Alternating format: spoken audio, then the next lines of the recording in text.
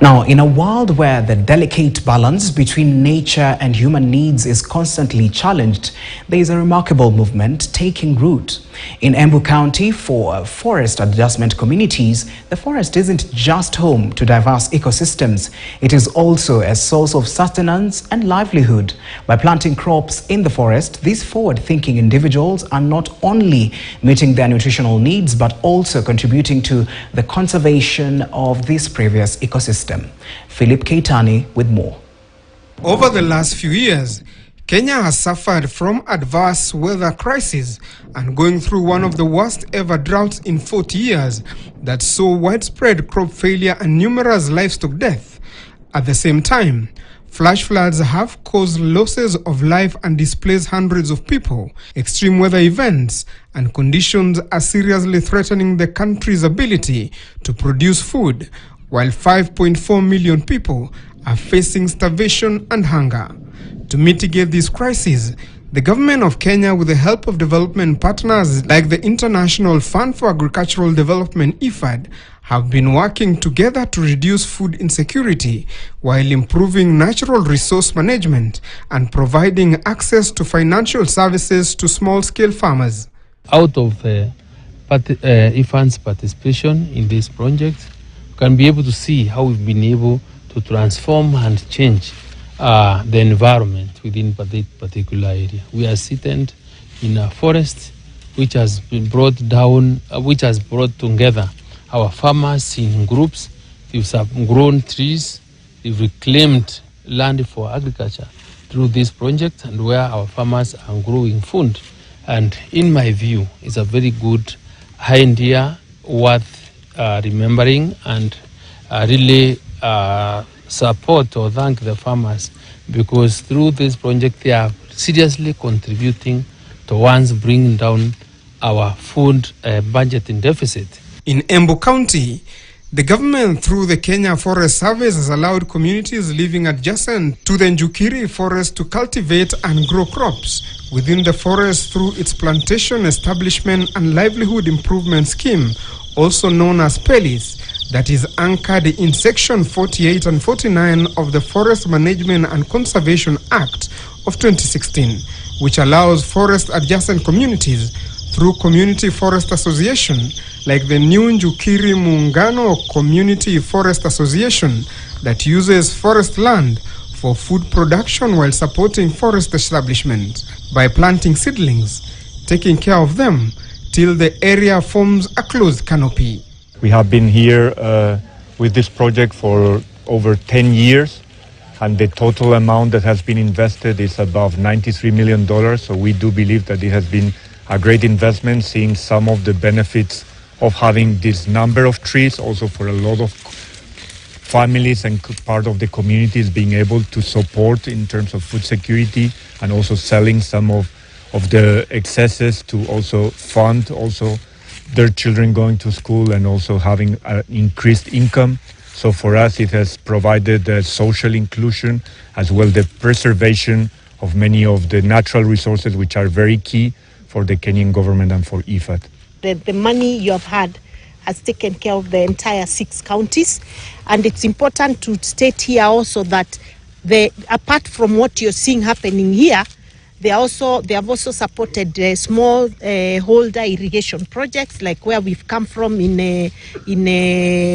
Ngenda. Despite forests playing a key role in absorption of greenhouse gas emissions and consequently reducing the negative impact of climate change, Kenya has been losing its forest cover at an alarming rate. To reverse this trend, as part of its National Climate Change Action Plan 2018-2022, Kenya was determined to increase its forest cover from 6.9% to 10% by 2022, with the current government committing to grow another 15 billion trees by 2032, with the aim of reaching 30% tree cover. You know, the president's agenda is so clear in our minds, and we really appreciate that IFAD and the commitment the governor is giving towards buying the seedlings that have been germinated or raised by the farmers here goes towards ensuring that there is sustainable efforts towards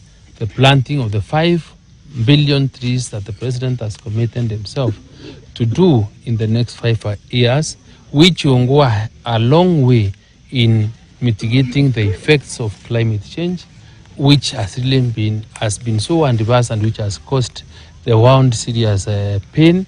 And I am sure if we continue this way, we will be able to really get somewhere for the good of humanity.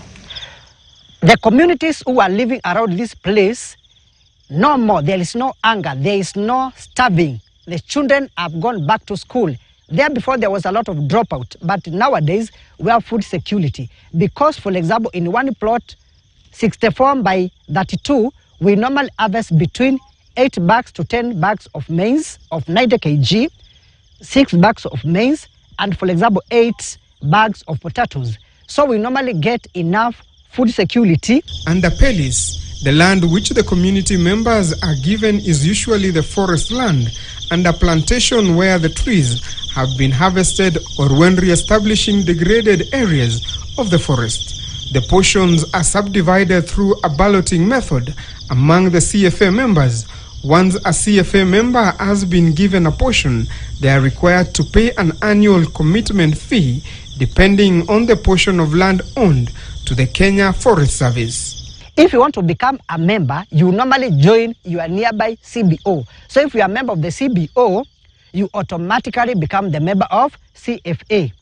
And to join a certain CBO, it depends with their property. For example, where you normally come, it is called Momadi CBO. Then there is another CIG called Greenfield. The last person who joined Greenfield last time, he joined with 80,000 shillings. Tangu nianza kulima, nilifaidika, nilikuwa na lima mahindi, nauza kama nilikuwa na gunia kama 10, nauza, napakisa 2 ya kukula, ingine nauza, nikanunua mbuzi, nikanunua ng'ombe, nikasomesha watoto.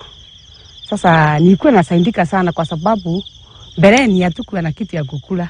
The Peli system is not entirely a new concept as it was formerly referred to as Shamba system. Through this kind of conservation, these communities have also developed other revenue streams that have changed their lives for the better.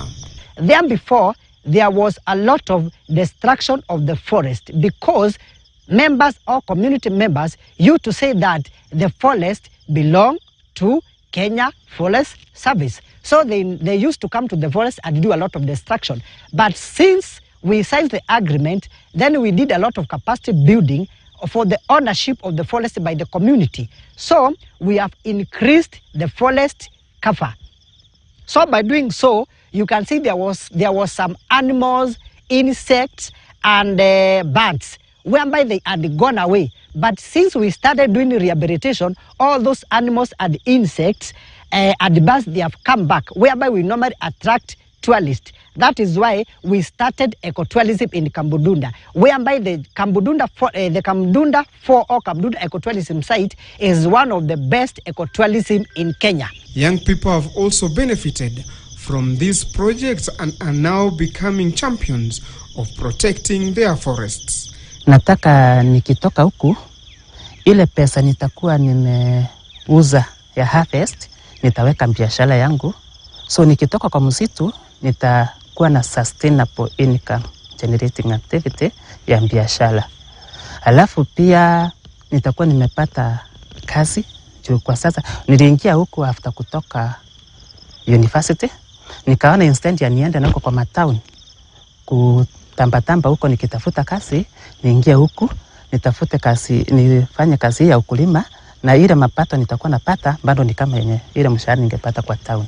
So bado nitaenda na huko nipate biashara na bado tu nikitafuta kazi mzuri. The New Njukiri Muungano CFA has also embraced new sources of income like ecotourism, beekeeping, which has helped in increasing forest cover as well as improving food security. Philip Kaitan, KTN News. Right now, Kenya's digital transformation has grown in recent years.